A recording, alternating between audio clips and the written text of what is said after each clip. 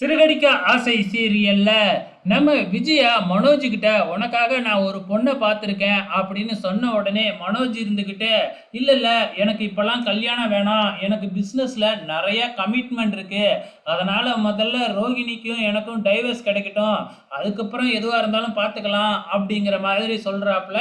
மனோஜ் இப்படி சொல்கிறத கேட்ட உடனே எல்லாருமே அதிர்ச்சி அடைகிறாங்க. கல்யாணம் வேணான்னு சொல்கிறானே அப்படிங்கிறது தான் அவங்களோட ஷாக்காக இருக்குது.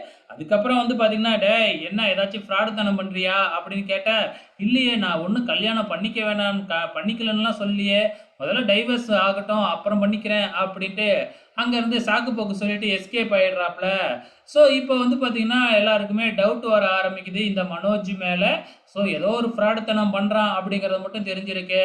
இப்போ விஜயா தனியாக மொட்டை மாடியில் போயிட்டு மீனாவுக்கு தனியாக ஸ்ருதிக்கு தனியாக ஃபோன் பண்ணி மொட்டை மாடிக்கு வர சொல்கிறாங்க.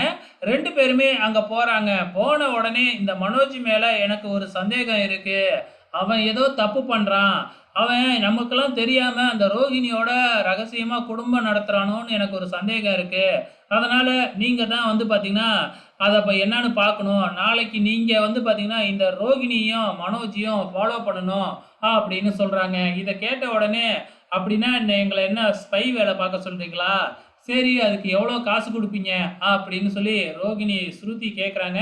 கேட்ட உடனே ஷாக் ஆகிடுறாங்க நம்ம விஜயா. ஆனால் மீனா இருந்துக்கிட்டே முதல் முறையாக அத்தை என்கிட்ட கேட்குறாங்க, காசுலாம் ஒன்றும் வேணாம் அப்படின்னு சொல்லிட்டு நாங்கள் இந்த வேலையை பார்க்குறோம் அப்படின்னு மீனா சொல்லிடுறாங்க. ஸோ விஜய் இந்த இடம் சொல்லிட்டு போன உடனே நம்ம பாட்டி வந்துடுறாங்க. பாட்டி வந்த உடனே 2 பேரும் ஷாக் ஆகுறாங்க.